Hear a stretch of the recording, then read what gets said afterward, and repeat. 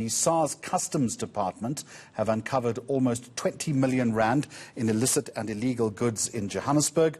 Law enforcement authorities finding various counterfeit medication, illegal skincare products, as well as other items in an abandoned building. Authorities say they know exactly who they're dealing with, but no arrests have been made. Let's see if there's an update on that. Live to the scene, reporter Masego Rahlaga. Good afternoon to you and welcome. Any developments then? And when the authorities say they know who is responsible, when do they expect to make arrests? Well, Jeremy, the update right now is the fact that the Sars customs officials have managed to get the trucks, as you can see, the one behind me, that have all those goods that you rightfully said are worth about 20 million rand. They've been able to get those trucks to the Sars state warehouse. We have not been given any permission to actually get into the warehouse. They, in fact, left the trucks out here for a moment so that we can cross to you because they say that they don't want to put the lives of their security guards in danger because the type of products that they have in this warehouse could attract people to, commit some crimes. But we do know, for instance, Jeremy, that the officials say that they do know exactly who they're dealing with. They do know exactly where to find the people that own that warehouse or that the products that were found in that abandoned building. They know exactly who they are. They've been in conversations with them, and they'll be making the arrests soon. As soon as tomorrow, in fact, that's what I found out. But let's speak to the Sars customs manager, Mr. Malan, in terms of what exactly happens with these products now that they've arrived at the state warehouse. Mr. Malan, thank you very much. You're live on ENCA. What happens from here on? You've found all the illicit and illegal products. They're here now. What's going to happen from here? If I may, can I just explain to you the process from here? If you were with us, the goods will be retained on behalf of another department, Department of Health.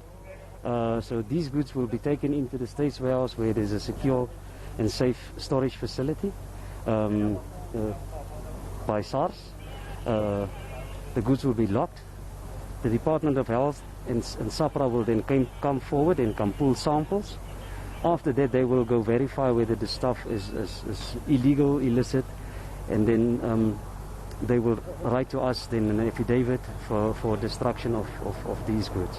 There is arrangements made for us to offload this in the warehouse. So unfortunately, you guys are not allowed to go in, but that is the process that we're going to follow.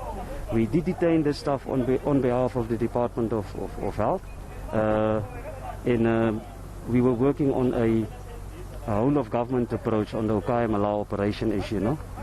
So we stand together and we try to fight the illicit economy, all the goods that has been illicitly and illegally brought into the country. So that is where we stand.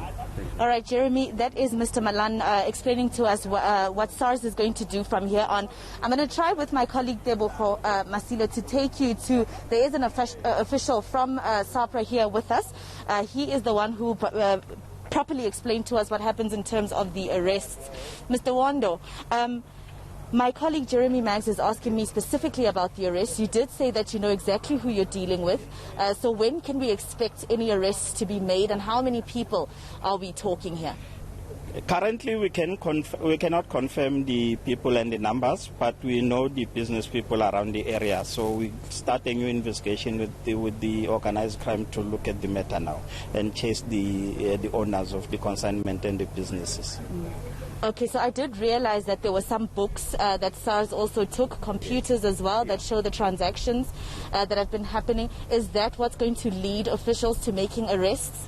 That's correct, yes. Remember, all the information you're asking about, it's in those documents of the owners and all the people that are doing all these transactions. Exactly when can we expect an arrest, sir? In 2 weeks' time, we should have finished the investigations. Remember, from here, it will be more of an organized crime investigation, linking all the operations and how the goods came into the country, because most of them were imported from other countries. Thank you very much. That's Mr. Wando from SAPRA, Jeremy, telling us there that they will take probably about 2 weeks, actually, to make an arrest. And like I said, and I alluded to earlier, Jeremy, there were computers and some documents and files where, you can see some of the transactions that were made between the suspects that the police and the entire operation is looking for, and the transactions that they've made with other people. So it's going to be quite a huge number of people that are arrested, in terms of looking at those books and computers that were also confiscated.